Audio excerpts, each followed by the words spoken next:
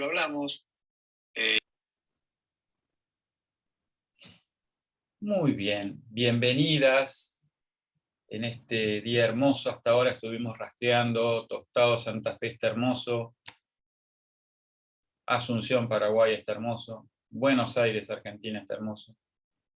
Y Milka, vos estás en Buenos Aires, no me acuerdo. Ahí voy.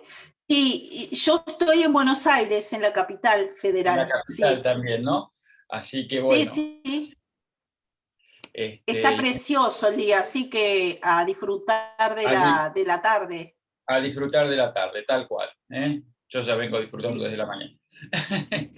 Tan lindo que está. Bien. Bueno, bienvenida Marce, que esta vez está en Buenos Aires. Hola, ¿cómo están? Hola. Así que, pero Tucumán debe estar lindo también, me imagino. Es un día lindo por todo el país. Bueno, y es un día lindo para encontrarnos a nuestra práctica, que o sea, la meditación es un poco como la compota, ¿vieron? Hace bien para todo, para todo. Pero en especial quisiera compartir y que reflexionemos juntos algunas investigaciones recientes, hechas durante la pandemia, en cuanto a los efectos de la meditación en nuestro sistema inmune, sobre todo en nuestro cerebro, para prevenir e incluso practicar y usarlo como terapia complementaria durante el tratamiento del COVID-19. Así que antes vamos como decía Carlitos Balá, el movimiento se demuestra andando, vamos a empezar meditando, como siempre lo hacemos los domingos. Así que en parte estos hallazgos rescatan con evidencia de mediciones, ¿no? Evidencia científica, como el poder permitirnos simplemente ser, simplemente estar en el momento presente, no juzgarnos.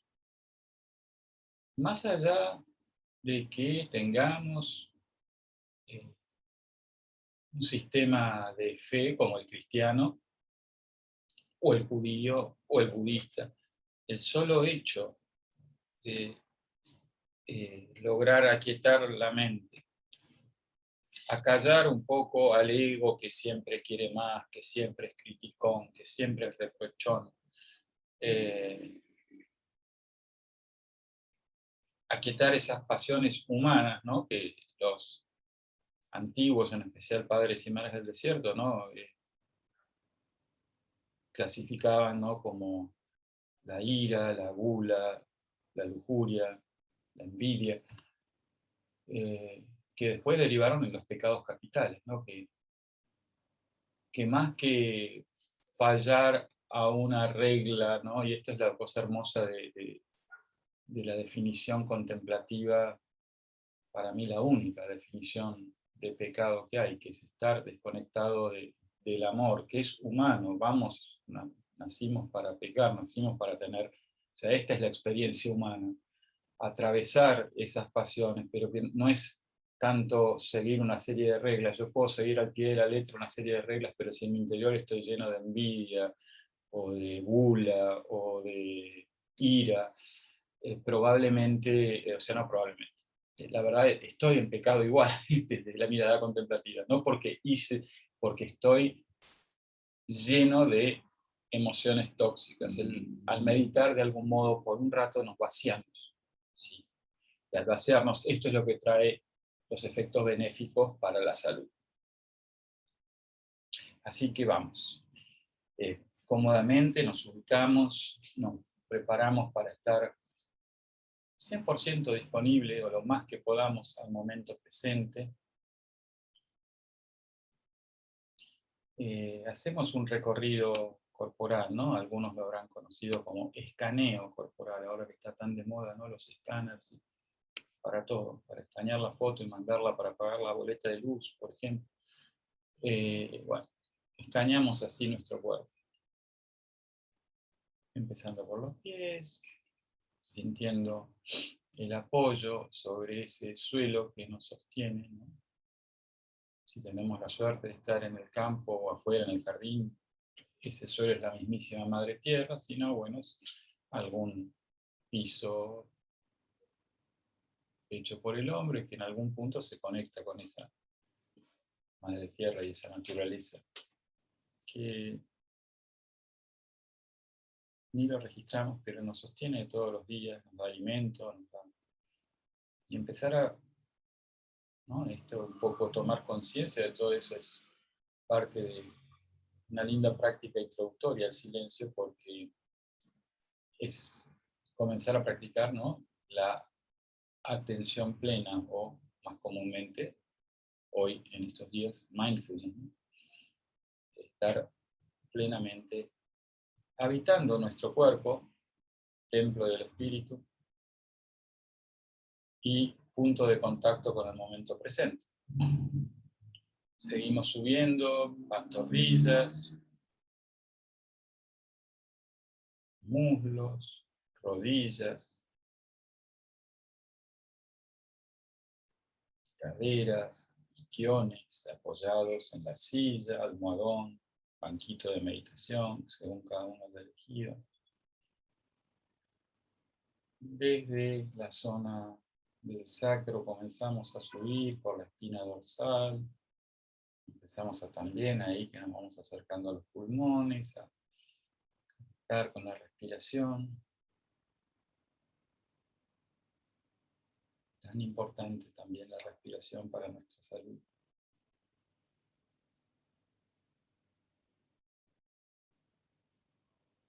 Conectamos con nuestra coronilla que nos conecta con el cielo por encima de nosotros. Y relajamos todo, cuero cabelludo, cejas, pómulos, mandíbula.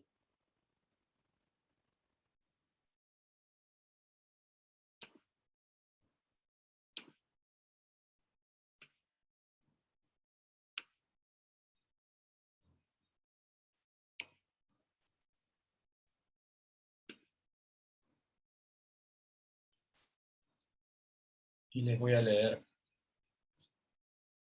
el siguiente verso. Cuanto más tenemos, menos poseemos. De Meister Eckhart, místico dominico del siglo XII.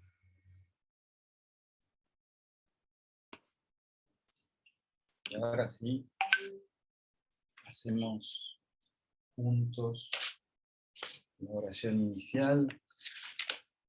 Padre Celestial, abre nuestros corazones a la presencia silenciosa del Espíritu de tu Hijo.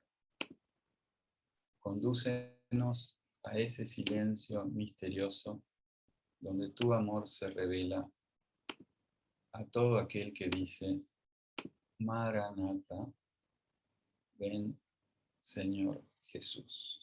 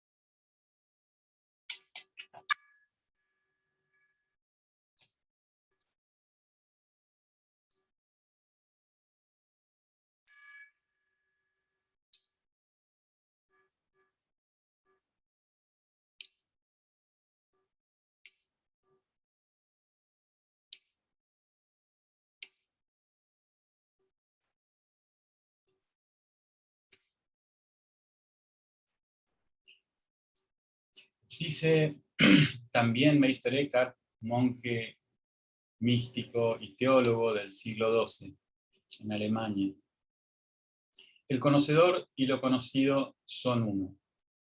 La gente simple imagina que debe ver a Dios como si Él estuviera allí y ellos aquí.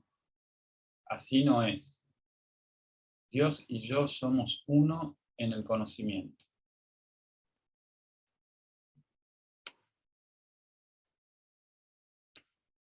Muy bien. Entonces,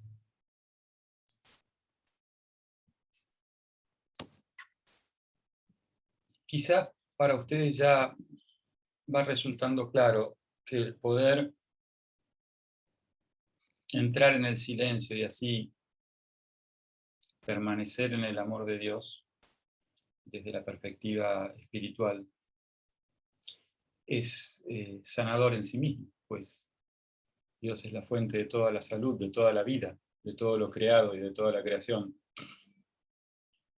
En el mundo de todos los días, no todo el mundo por ahí está en un camino espiritual o quiere abordarlo desde la espiritualidad o puede abordarlo desde la espiritualidad. Hay mucha gente con mucho escepticismo a todo lo que, quizás por experiencias traumáticas con la religión en la infancia, quizás por creencias. Entonces hay una gran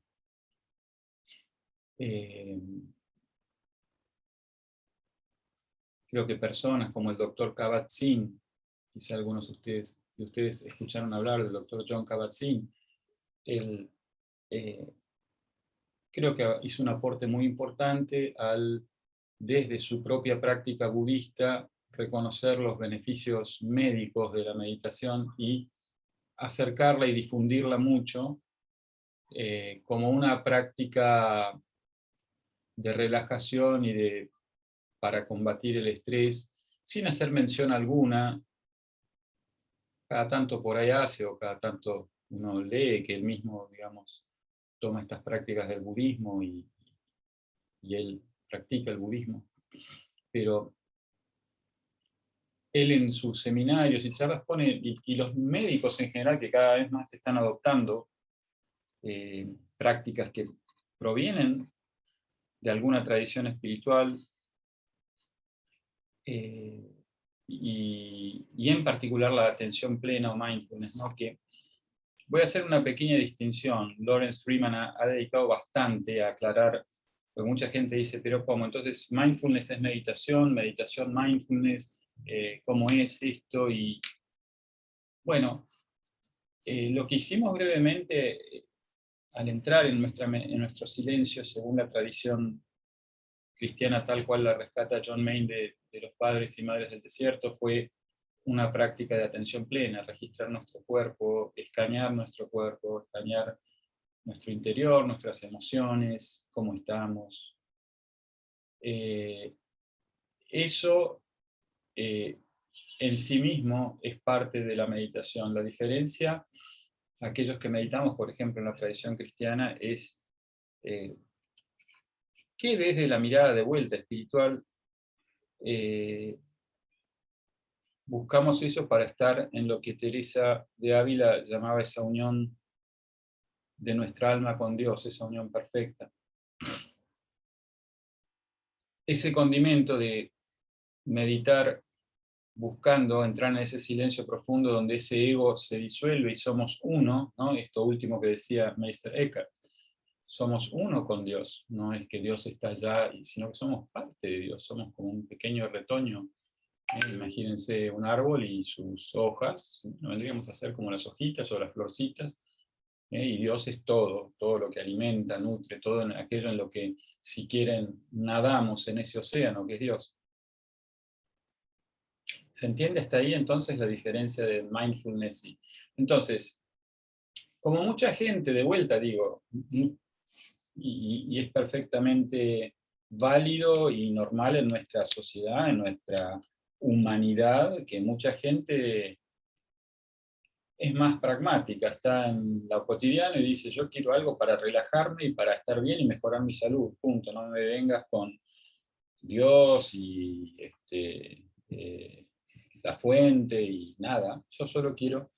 Es desde ahí que la medicina en general ha hecho todos los estudios y además en los centros de salud recomiendan, en general, si uno va a un centro de salud, por ejemplo, la Fundación INECO aquí en Argentina, vas a tener una instrucción en lo que es estas prácticas de conectar con la respiración. O sea, te van a enseñar a meditar sin darte el trasfondo espiritual, y me parece muy válido, porque si hace bien, si suma a la vida, es muy bueno, ¿no? Y es lo que necesita la gente que quizás no tiene fe, entendiendo fe o diferenciándola de fervor, ¿no? Fe es una confianza total en que lo que no puedo ver existe, y es más importante de lo que sí puedo ver. Entonces, voy a comenzar compartiéndole algunas reflexiones o extractos de un estudio de mayo del 2020, más bien un artículo de mayo de 2020 que resume varios estudios hechos en la Universidad de Yale en Estados Unidos, ¿no? Yale se escribe Yale, como la casita Yale, para los más veteranos nos acordamos de la casita Yale, ¿no? Yale es una de las universidades más prestigiosas de los Estados Unidos. Y reconociendo que COVID-19 trajo tanto cambio en nuestro cotidiano, comenzar a trabajar desde casa, a la vez ocupándonos de la escolaridad virtual de nuestros hijos, de golpe muchos de nosotros, nuestra mente que estaba ordenada de una manera, de golpe tiene que lidiar con un montón de cosas a la vez, de carácter muy diferente, ¿no? Y eso trae preocupación. ¿Qué pasa si pierdo mi trabajo? ¿Qué pasa si pierdo mi seguro de salud? ¿Cómo voy a pagar la hipoteca? Aquí en Argentina fue devastador el impacto en la economía. Da pena a veces caminar por algunos lugares de la ciudad de Buenos Aires, o de Córdoba, o de Rosario, o de cualquier lugar, bueno, creo que en gran parte del mundo. A mí me parece que, o sea, lo que puedo dar fe es esa tristeza de ver lugares donde uno solía ir, que están con las persianas bajas, medio llenos de polvo, con el cartel de en alquiler o en venta. Es decir, son preocupaciones muy reales. Y luego la preocupación de contraer el virus. Entonces, el doctor Fortin, uno de los primeros que comenta, dice que realmente es importante la práctica de la atención plena en tiempos como este, de COVID. Él cree que bajo la superficie mucha gente está realmente duelando, haciendo el duelo, ya no por la pérdida de seres queridos, sino por la pérdida de todo un estilo de vida.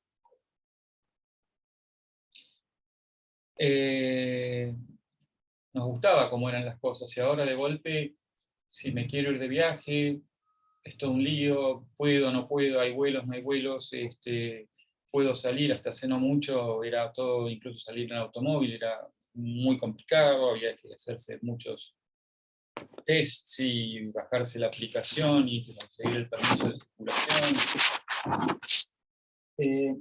Entonces, él recomienda mucho en ese sentido la meditación mindfulness, y hace la distinción que yo les contaba. Nuestra meditación, en el sentido que busca de algún modo trascender al ego y lograr esa unión con Dios, o lo usamos desde nuestra cosmovisión, así la practicamos, es similar o es meditación trascendental, que es de la práctica hinduista, ¿no es cierto?, que justamente a través de la repetición de una palabra buscamos esa conexión. Él dice que no necesariamente entonces la práctica mindfulness debe involucrar la meditación, entendiendo la definición que dimos hace unos minutos. Dice, se trata solamente de estar en el momento presente, observando lo que viene hacia vos desde afuera y lo que viene y que emerge adentro, observándolo y no reaccionando. El doctor Sina dice, cuando practicamos durante suficiente tiempo, comenzamos a sentir y a dejar ir lo que viene, pero eso lleva tiempo, ¿no? Es decir, aparece un pensamiento que puede ser algo muy sencillo, como, uy, me dejé la leche en el fuego, y bueno, tratamos de no involucrarnos, ¿no? Decir, bueno, ok, se ensuciará un poquito la cocina, termino de hacer mi práctica y ahí voy.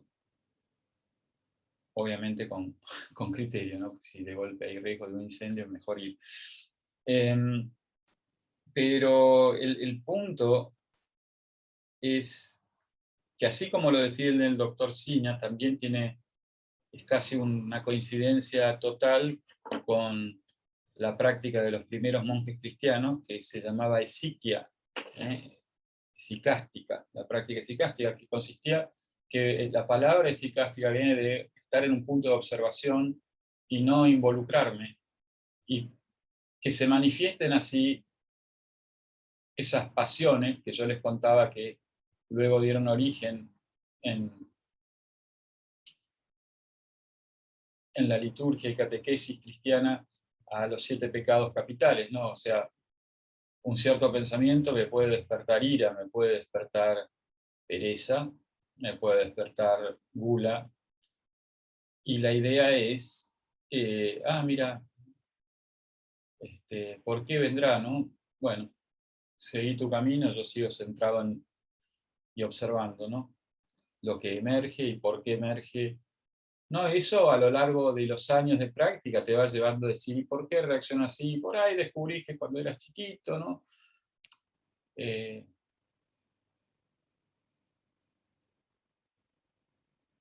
Quizá unas experiencias en casa, papá, mamá, me hacían poner muy iracundo, ¿no? Y mi manera de reaccionar era con ira.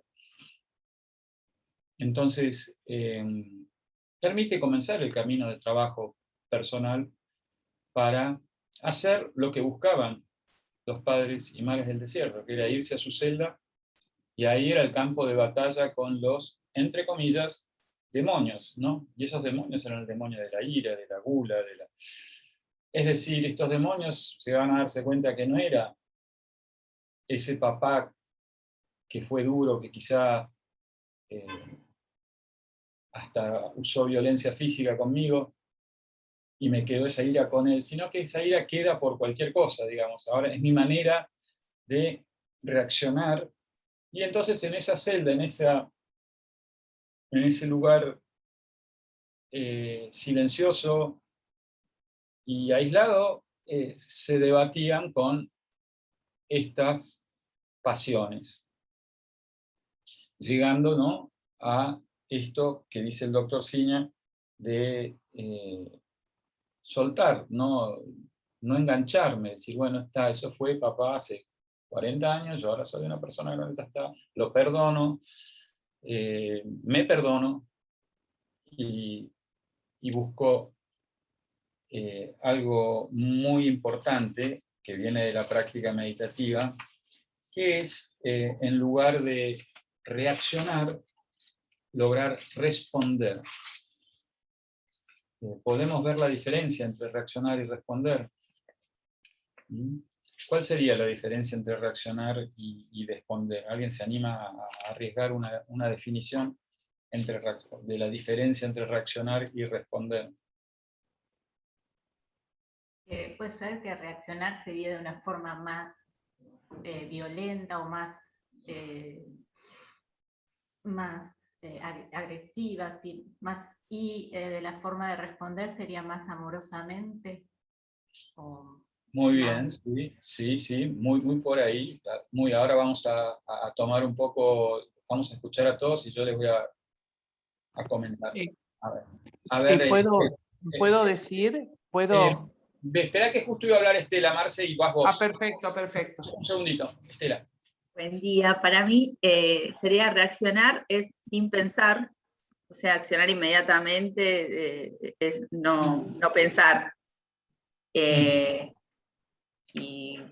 bueno, y la otra manera sería responder, procesar, estar en el momento presente y bueno, y más desde la conciencia, para responder.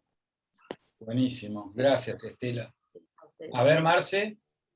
Sí, coincido con Estela en que la reacción es prácticamente cortical, o sea, como nerviosa, o sea, es prácticamente un impulso la reacción, porque no controla nuestra emoción, entonces se sale lo primero que siempre responde a alguna cosa de impulso no resueltas, de cosas internas. Y digamos, la otra parte es realmente a través de una reflexión, ¿no es cierto? Uno reflexiona, observa, deja que decante y bueno, se comporta de una manera más reflexiva, ¿no? Así que eso es la diferencia, que coincido con lo que dijo Estela. Muchísimas gracias, Marce. Sí, hasta ahora todo lo que dijo Claudia, lo que dijo Estela, hacen esa diferencia, ¿no? Nos agregan, Liliana, ¿no? Que reaccionar es hacerlo de manera automática, correcto. Reaccionar es visceral, correcto. Y esto es así porque, digamos, de nuestro camino evolutivo como especie, desarrollamos una parte del cerebro, existe una parte del cerebro que es el cerebro reptílico, ¿no?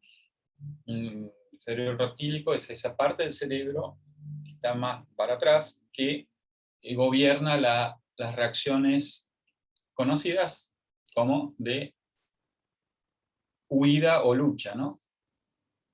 Imagínense cuando éramos cazadores y recolectores, aparecía el león, ¿no? Y teníamos dos opciones, o salíamos corriendo o nos enfrentábamos al león, y toda esa decisión era visceral, y la gobierna ese cerebro reptiliano.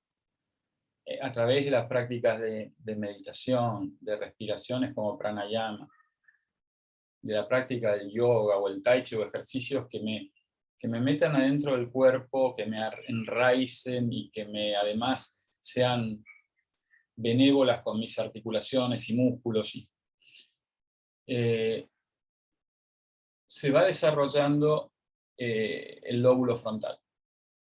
Y se van desarrollando nuevas conexiones neuronales que son las que me permiten, y aquí viene para mí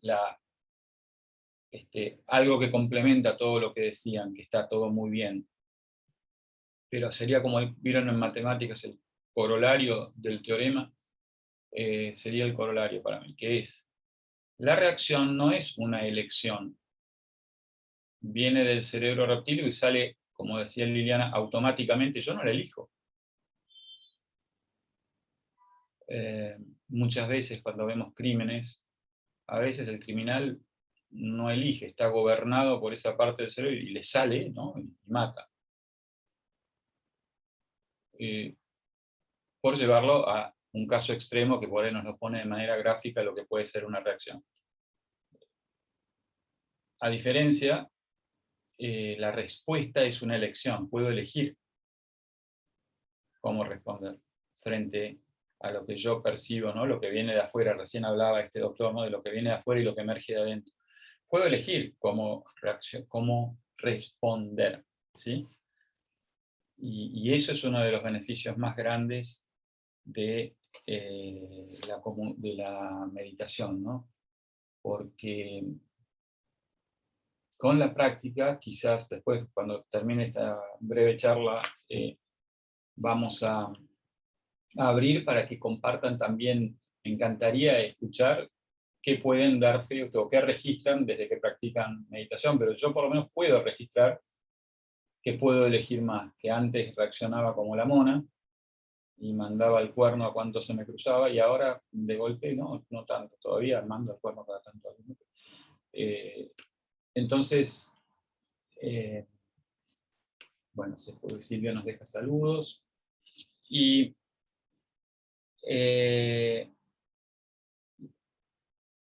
dice otra doctora, la doctora Dutton, o Dutton, que es directora del Centro de Educación en Atención Plena en la Universidad de Yale, ¿no? El Centro para el Estrés de Educación en Atención Plena, que bueno, a cualquiera que por ahí no sea meditador, lo que le recomienda es prestar atención a lo que está pasando en el momento presente, hacerlo de manera deliberada y con resolución, y mantener una actitud de que te vas a mantener en esa experiencia de atención plena, ya sea te gusten o no te gusten lo que estás experimentando, ¿no? El dolor, cuando viene algo que no nos gusta, a veces nos lleva la mente automáticamente fuera del momento presente, quizá a un recuerdo de la infancia, quizás a un juicio hacia el otro. Ella sugiere poder permanecer, ya sea que sea una experiencia placentera o no.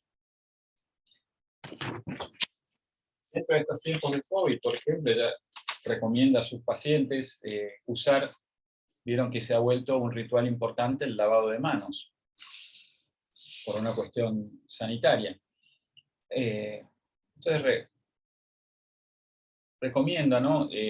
Como una práctica de atención plena, antes de comenzar, poner la intención en que vas a prestar atención a todas las sensaciones, al jabón sobre tu mano, a la espuma que se hace, y vivirlo, ¿no?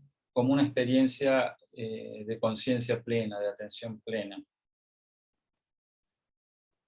Y si apareciera algún pensamiento que te trae tristeza, algo, volver a conectar con esa sensación, el contacto del jabón con la piel, las mis manos fregándose, que es mi ancla. Esa práctica es una práctica, o sea, lavarme las manos puede ser una práctica meditativa, ¿sí?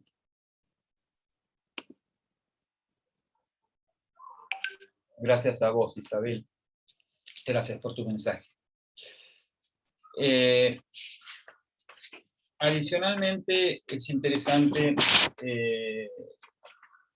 sostiene esta doctora Dutton, ¿no? Que la meditación puede ser muy útil, ¿no? Porque han aparecido un montón de preocupaciones nuevas. Por ejemplo, una tan básica, si tengo bien puesto el barbijo o no, voy por la calle, veo a un tipo que va con el barbijo a la altura, ¿no es cierto?, por debajo de la nariz, y digo, este lo usa mal y yo lo estaré usando bien. La furia, ¿no?, de ver a nuestro personal de salud sin los elementos básicos de protección personal, porque no hay presupuesto. Entonces, ella dice que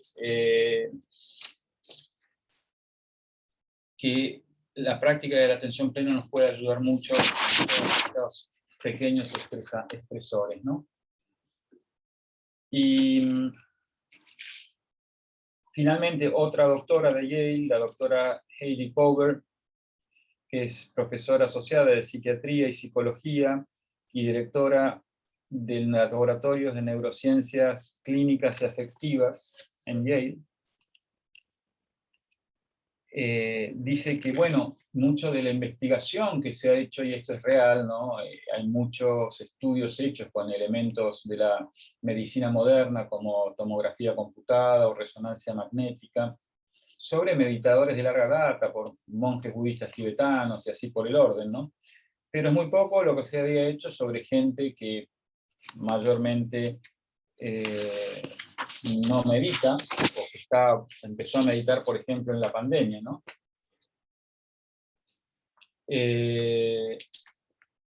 Y ella dice que en uno de sus estudios más recientes, el cual involucraba reclutar, o para el cual reclutaron personas que jamás habían meditado, enseñarles a estar en el momento presente y estar con atención plena al momento presente, y estudiar los efectos sobre el cerebro.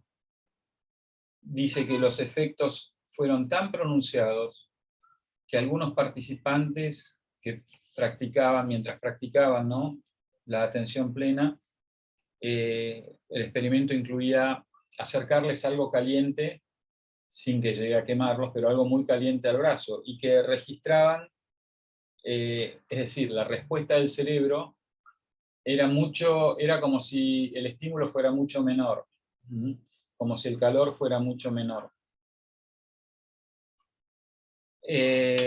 Entonces, hasta ahí un reporte de la Universidad de Yale, muy reciente, plena pandemia, mayo de 2020. Vamos a ver otra perspectiva que viene de varias universidades que han estado evaluando los impactos de la meditación y el mindfulness a lo largo de la pandemia. Este artículo es del 25 de agosto. Y del 25 de agosto último, si no me equivoco, y esto involucra universidades como MIT, el Instituto de Tecnología de Massachusetts, Harvard, la Universidad de San Diego, e incluso involucraron al célebre doctor y también gurú, si quieren, en la espiritualidad, que es Deepak Chopra. Él es médico endocrinólogo, pero también practica y honra mucho sus tradiciones de origen de la India. Entonces, dice que estos estudios concluyeron que la meditación, los asanas del yoga, las posturas del yoga, y las prácticas del pranayama, que es la respiración yógica, son efectivas como terapias adjuntas para tratar o prevenir el COVID. Fundamentalmente, sus efectos antiinflamatorios. Este asunto que hablábamos recién de la respuesta huida o lucha, es muy claro los que vivimos en grandes ciudades. Si yo no aprendo a controlar, o sea, si no aprendo a desarrollar respuestas saludables en lugar de reacciones, y un día mío podría ser: salgo de casa, llego a la boca del subte, hay paro de subte, empiezo a putear, me peleo con 2 o 3, me empieza a subir la adrenalina y toda la toxicidad. Salgo, voy a buscar un taxi, todo el mundo está pidiendo taxi, no consigo taxi, llego tarde, me están esperando, ¿qué hago? Empiezo a caminar, corriendo, como voy apurado, me tropiezo, me caigo, me lastimo. Y entonces me enojo más. Lo que va pasando adentro es todo un tema hormonal, químico, de neurotransmisores que me va quemando, ¿no?, que me va minando, que me va, y además inflamando las articulaciones, inflamando los órganos. Entonces ya esta como yo arranqué y les decía, esto es como la compota. Está claro que meditar, John Main decía, meditar es al espíritu como respirar es al cuerpo. Y a ninguno de nosotros se nos ocurriría no respirar. Sabemos que nos morimos, pero no somos tan conscientes que al no meditar o al no practicar silencio un poco, o incorporar la quietud, el silencio, la atención plena, estamos desconectándonos. ¿Se acuerdan lo que les decía al principio de esa noción contemplativa de pecado? No significa fallar a ninguna regla, significa estar desconectados, quizá tomados por el ego y no volviendo a ese lugar que me vuelve a poner en perspectiva las cosas. Bueno, ok, paro de subte, bueno, veré, voy a ver si consigo taxi.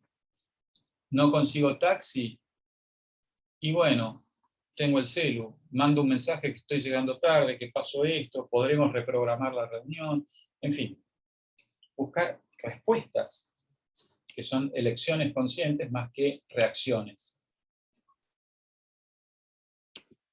Entonces, recomienda mucho este trabajo de todas estas universidades en conjunto, la práctica diaria de la meditación o del mindfulness y del yoga.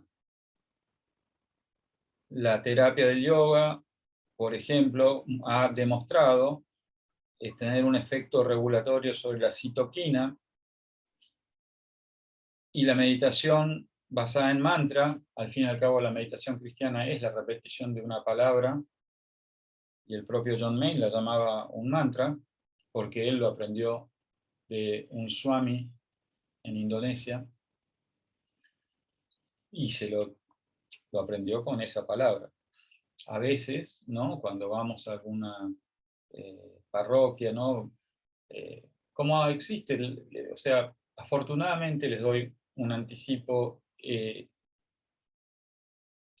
Lawrence, como director de la Comunidad Mundial de Meditación Cristiana, y junto con el Guiding Board, que es un órgano que, bueno, me toca integrar ya hace un tiempo, que se reúne un poco para definir los temas de trabajo, se ha seleccionado el tema para el año que viene, la conciencia unificada. Y esto de que más allá, las palabras muchas veces dividen mucho, los conceptos, las religiones dividen mucho. Y nos pasa que a veces vamos a una parroquia donde nos abren las puertas bárbaras, pero dicen, che, ¿podéis no usar la palabra mantra? Porque la gente se pone un poco nerviosa. ¿Podés usar jaculatoria? ¿O podés usar frase corta?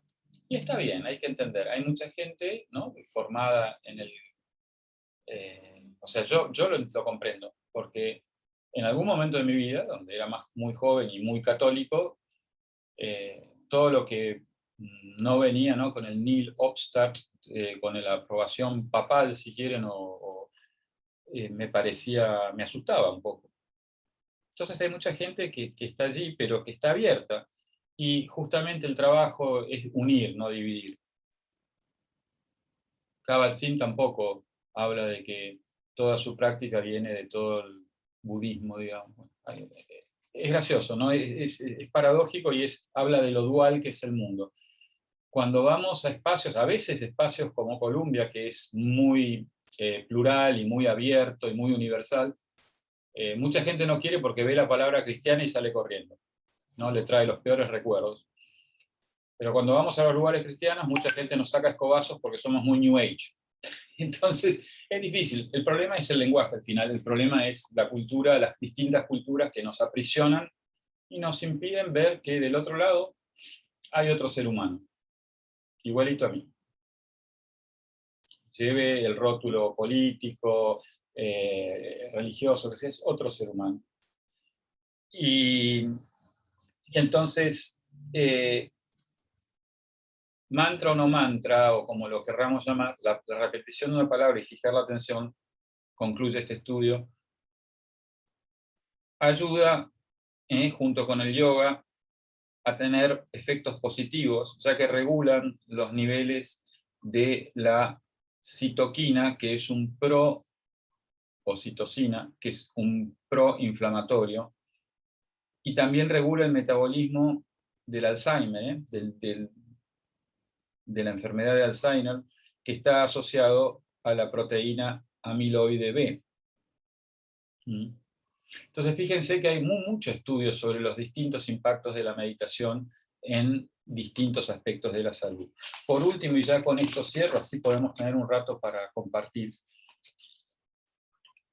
Se han descubierto efectos muy benéficos de la melatonina. ¿Vieron la melatonina que se vende en las farmacias para regular el sueño? Tiene un muy impresionante efecto también, o rol, la melatonina, en en acciones antiinflamatorias, antivirales, antioxidantes, antiinfecciosas. Y está demostrado que con la práctica sostenida de la meditación, los niveles de melatonina suben. Entonces, no solo, probablemente, quizás esto es algo que ahora me gustaría que cada uno comparta, desde hagamos ese esfuerzo, ¿no? Traten de recordar anécdotas de cómo era antes de empezar a practicar, cómo es ahora, qué siento en el día a día.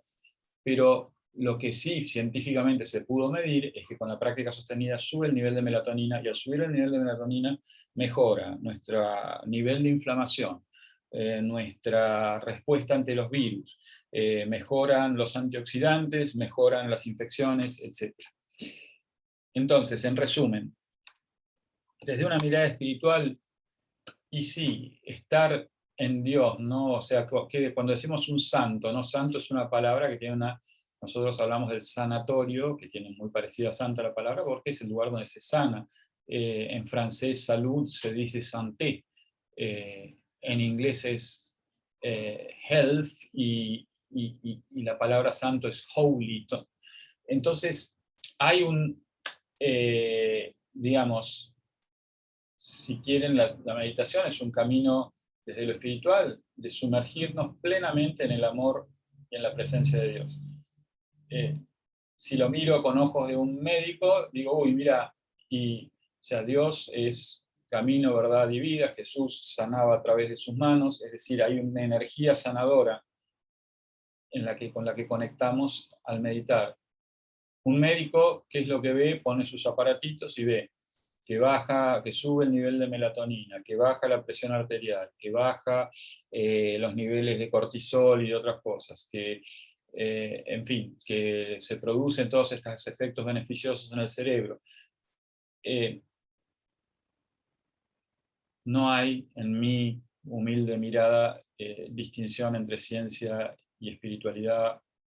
Es lo mismo visto desde dos lugares diferentes, pero la realidad es la misma. Y creo que eso es lo más importante, la experiencia es la misma, la experiencia es única, y en un lugar nos interesamos en medir los síntomas, y en otro en un aspecto filosófico, ontológico, de qué significa, y por ahí a alguien no le interesa para nada ni la filosofía, ni la teología, ni la ontología, y entonces está perfecto. Por ahí a él le sirve, a mí lo único que me interesa es que me mejore la melatonina, y además, sobre todo en este momento, que me protege del virus. Así que bueno, está muy bien cualquiera de las dos, creo, eso depende de dónde se encuentre cada uno en su inquietud por entender o comprender, o su manera de encarar la vida. Así que con esto cierro, y les agradezco mucho la paciencia y la escucha atenta, y las invito, porque estoy solo hoy como representante del género masculino, y para que comenten un poco, me encantaría escucharlas, sobre todo, como les decía, desde la experiencia, ¿no? Y la invito, si está escuchando todavía y quiere y puede, porque sé que está de visita y de viaje. Marce trabaja con nosotros, Marcela, es Marcela Puebla. Marcela, muchos la conocieron a Magda, es la hermana de Magda, que falleció hace poco, estamos todavía muy pero Marcela también es profe de yoga y de respiración pranayama.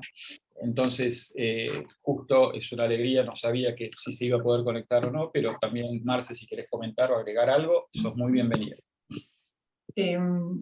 Bueno, la charla muy interesante y muy renovadora para tomar otras medidas en estos momentos donde el miedo es la palabra más usada y es el sentimiento que más nos están conectados, ¿no? Miedo, miedo, miedo, miedo. Entonces, puedo decir desde este lugar, primero agradecerte muchísimo la charla, los aportes, y decirle desde lo que yo conozco, desde mis estudios, que el trabajar con la parte esencial de uno mismo, la parte espiritual, sin dejar de lado el cuerpo y todo lo que implica nuestra parte física. Es un combo, es decir, el espíritu, el pensamiento, el querer, el sentir y el hacer. Los 3 actos más básicos, volitivos: querer, sentir y hacer. Y el cuerpo hay que atenderlo desde un lugar de la comprensión misma de su función, y lo que practico y trato de aportar de la respiración, creo que es el hilo que nos conecta con la energía primordial. Cada respiración, como acabo de leer en el libro de Kim Nataraya, dice Hiddelgarda, y la inhalación y la exhalación de lo divino, ¿no? Lo divino que habita en todo lo que existe. Y la energía del aire y del prana es a través de la respiración. Entonces, aprender a respirar y tomar conciencia de esto tan valioso de la respiración es importante. Si puedo aportarlo, con todo gusto lo haré nuevamente, pero, digamos, realmente lo decían los místicos, el inhalar y el exhalar nos conectan con Dios. Así que podemos mejorar en estos momentos de tanto miedo, saber que la divinidad, que la energía cósmica ingresa cada vez que inhalamos, y nosotros le devolvemos al cosmos, al universo, lo que no necesitamos para volver a tomar lo que necesitamos para continuar con vida. Y desde ese lugar aprender a respirar es realmente ya toma otro valor. Así que bueno, gracias. Muchas gracias, Marce, por eso. Aquí Liliana le manda un abrazo de corazón a Magda, una persona que tenía tanta energía y proyectos, la recuerdo con cariño. Gracias. Gracias. Gracias. La verdad que sí, está siempre, siempre presente. Sigue siendo un motor, creo, para nosotros, desde donde está. Sí. Y vos sabés que te escuchaba, ¿no? Y la citabas aquí. Kim Nataraya es una miembro de la comunidad, vive en Londres, ha escrito muchos libros, una estudiosa permanente, muy reconocida a nivel mundial. Y es esto que decía, ¿no?, Marcela, que es de Santa Hildegarda de Bingen, ¿no? Exhalamos a Dios y inhalamos, exhalamos, ¿no es cierto?, lo divino con cada respiración. Y me hiciste acordar, justo estoy leyendo un libro de una autora también benedictina. Es una mujer laica, pero oblata, en el camino del oblatado entre las comunidades benedictinas tiene una fidelidad hacia la regla de San Benito. Esencialmente, es hermosa la regla de San Benito porque la única condición que te pone, ¿no? Uno puede ser absolutamente quien es, solo esta fidelidad a la ecuanimidad como valor principal de San Benito, a la disposición al cambio, al amor, en fin, a ninguna persona o institución o nada, simplemente a un modo de vida. Ella se llama Christine Walter Painters y acaba, salió hace 2 días en inglés, todavía no está traducido, un libro que habla de todo el rol de la respiración en la tradición cristiana y la importancia de la respiración como práctica meditativa y como práctica de salud. Así que bueno, ahí vamos a hacer algún contenido, ¿no?, entre vos y yo, Marce, para poder hacer alguna... me lo vas a compartir, no lo conocía el libro. Buenísimo. Si me permitís decir la frase como la dijo Hiddelgarda, lo quiero compartir. Dale, porfa. Dice, la oración no es nada más que inhalar y exhalar el espíritu del universo. Mirá qué maravilla. Qué maravilla. Santa Hildegarda vivió también en el siglo XIII, si no me equivoco. Siglo XIII. Ya sabía que esto de inhalar y exhalar era una forma de oración. Maravilloso. Maravilloso. Bueno, compartime por favor cuando puedas ese título, así me enriquezco con otra visión de los beneficios tan importantes de la respiración. Sí. Y en estos momentos de COVID quiero decirles a las personas, cuando tenemos algún momento de angustia, algún ser querido que está ahí, que está con problemas o enfermo y todo esto del COVID, solamente a veces acostarse o sentarse en un lugar tranquilo y ubicar la palma de la mano a la altura debajo del ombligo, acá, y simplemente cerrar los ojos y llevar el aire a donde está la mano en un movimiento como si fuera, dicen los yogis, el aleteo de una mariposa, cambia completamente el estado psíquico. No hace falta estudiar mucho respiraciones, solamente llevarla a ese espacio que está debajo del ombligo antes del pubis, ¿no? Y sentir como una mariposa que mueve suavemente las alas, uno entra en otra frecuencia. Maravilloso, muchas gracias. Para Marce. los momentos críticos, ya saben, ahí está la llave, abajo. Maravilloso, muchas gracias, Marce. Liliana, adelante. Sí, con respecto a esto último que decís, Marcela, entre otras cosas tantas que aprendí durante la pandemia, es que, por ejemplo, ese lugar que está como, uno pone el dedo gordo en el ombligo y 4 dedos para abajo, como que se llama Tantien, y es un gran centro de energía porque une el cielo y la tierra, y si uno pone las 2 manos así, y sacude como una semillita ahí, como si tuviera dentro de las manos una semillita. Totalmente. Ahí, sacudir debajo del ombligo, te cambia la energía, es una gran fuente de realimentación de la energía. Y así es, tal cual. aprendí tantas cosas que... Sí, sí. Y bueno, por ejemplo, desde la medicina, en oftalmología, aprendí que solo vemos lo que con nuestra vista podemos atravesar. Pero entre nuestra vista y esta pared que tengo enfrente, que no puedo atravesar, que la veo, no es que está vacío, está lleno de energía. Y eso me ayudó, desde la medicina lo uní a lo que es la fe, a creer. Perdón, pero si no, no se me escuchan. Que si esto está lleno de energía, y me lo dice la ciencia, la fe desde la cristiandad es eso, creer, aunque no lo vea. Y bueno, y eso también me ayudó a entender que todos somos uno y que cada una de mis células tiene esa energía, esa chispa divina que en algún momento alguien introdujo adentro de la panza de mi mamá, más allá del esperma de mi papá, y es lo que me sostiene en la vida. Y también estoy entendiendo de que yo creía de que, bueno, era la respiración y yo. No. Y no. Soy yo mi respiración. Soy yo una sola cosa. Soy la respiración.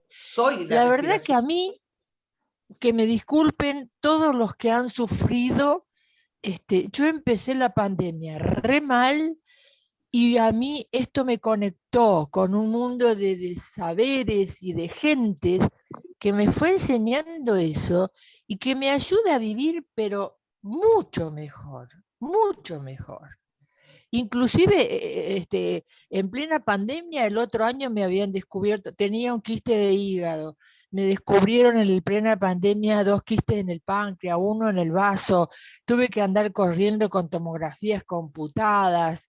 Y este año, al hacerme el chequeo, por ejemplo, la del vaso desapareció.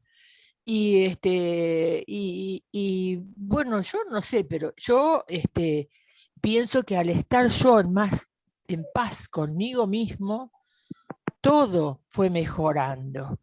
Y esto se lo debo a ustedes y al doctor Foster, que con todos sus alumnos, que sigo las clases, y bueno, el cambio fue realmente radical cuando yo empecé la pandemia ahora. Y yo creo que es gracias a la meditación y a todo lo que fui escuchando de ustedes. Así que bueno, muchas gracias. Bueno, gracias, Liliana. Gracias, de verdad. realmente muy conmovedor, muy como testimonio de... Sí, creo que hice un resumen, siento que hice, que puedo hacer ese resumen que es muy importante realmente. Gracias, muchas gracias, porque realmente, ¿no? Y todo lo que es la práctica contemplativa, más que en los libros, en los artículos, estudios como los que acabo de compartir con ustedes de universidades prestigiosas, el conocimiento viene de la experiencia. Y lo que vos acabas de compartir es conocimiento y hechos provenientes de la experiencia. Muchas, muchas gracias. ¿Alguien más quisiera compartir algo de como reflexión? Estela, sí. Sí, yo quería compartir que no me parece casualidad que cada vez que nos vamos a sacar sangre o nos van a dar una vacuna, nos dicen respira profundo, como que nos hacen estar conscientes ahí de que hay que respirar, y como que todo está relacionado con todo. Desde que empecé a meditar, se duerme mejor, de estar más alejada de, no sé, de la tele, del celular, de las pantallas, y vivir más en el presente, como que uno está más feliz, y como que las cosas de afuera que pueden llegar a ser malas no llegan. Yo también pasé como Lili, una experiencia de que también me tuvieron que hacer una biopsia y por suerte dio todo bien, pero creo que también tiene que ver con la meditación, con el reflexionar, estar en el momento presente, y bueno, eso, gracias. Hermoso, muchas gracias. Qué lindo, qué bueno, Estela, me alegro muchísimo. Me alegro muchísimo. Bueno, siendo las 1:30 pasaditas, si quieren cerramos. A ver, Claudia, no, dale, por favor, Claudia, si todavía tenemos tiempo, realmente. No, breve, que No, dale. la meditación me dio también mucha paz, mucha estar en el momento presente, que siempre lo leía y lo decía, ¿cuándo voy a lograr esto de estar en el aquí, en el ahora? Y fundamentalmente me acercó mucho a Dios, es decir, leo todas las noches el Evangelio, como que me da una paz y una serenidad que realmente no me imaginaba. Y una cosita que yo quería comentarles, que también la respiración a nivel del simpático y parasimpático, cuando uno exhala más que el inhalar, se extiende más la exhalación, el sistema parasimpático que nos relaja, que es el que nos relaja, es mucho más, nos deja mucho más tranquilos y más relajados al exhalar en forma más lenta, ¿no? Eso es la respiración, para tenerlo en cuenta cuando uno está muy acelerado y eso. Nada más. Gracias por todo, José María. Bueno, no, gracias a vos, Claudia, por compartir, bueno, tu experiencia con la práctica, pero también este dato médico que es absolutamente así, ¿no? También estos, viste, yo resumí un poco, pero estos estudios hablan de efectos sobre el sistema parasimpático, sobre el sistema simpático, sobre el sistema vago, ¿no? Y bueno, hay un montón, ¿no? Para el que le gustan los datos médicos, digamos, y la evidencia, hay muchísimo de estudios clínicos, y cada vez lo que mencionaba este artículo, por ejemplo, es que los estudios clínicos sobre los efectos benéficos de la meditación, el yoga, la respiración. A ver, yo siempre digo, si tuviéramos que enseñar las competencias básicas para vivir a un ser, ¿viste? Los seres humanos, la licuadora viene con un manual de instrucciones, manual del usuario, pero los seres humanos no. Lo primero que hoy, por ahí, antes ni me daba cuenta, pero es tan evidente, le enseñaría a respirar, le enseñaría a alimentarse, le enseñaría a dormir bien y la importancia de dormir bien, y le enseñaría a cuidar de su cuerpo, y le enseñaría a meditar. recién ahora la ciencia, y estimulada en gran medida por la pandemia, se ha puesto como masivamente a hacer estudios clínicos. Está apareciendo muchísima información. Así que bueno, a mí me encanta porque permite a los más escépticos, que no creen en la experiencia, en lo que les dice su cuerpo, como lo que testimonió Liliana o Estela o vos, Claudia, a validarlo también con datos duros. Está buenísimo. Entonces es una única experiencia, una única realidad. Buenísimo. Bueno, muchísimas gracias de vuelta. Gracias. Vamos a cerrar con la oración que habitualmente hacemos de cierre. Alguna vez la escribió Lawrence Freeman, y es muy hermosa porque nos hace sentir que somos uno de verdad. Y es muy acogedora, o yo la encuentro así por lo menos. Que este grupo sea un verdadero hogar espiritual para el buscador, un amigo para el solitario y un guía para el desorientado. Que el Espíritu Santo fortalezca a los que aquí oramos para servir a todos los que vengan y acogerlos como el Cristo.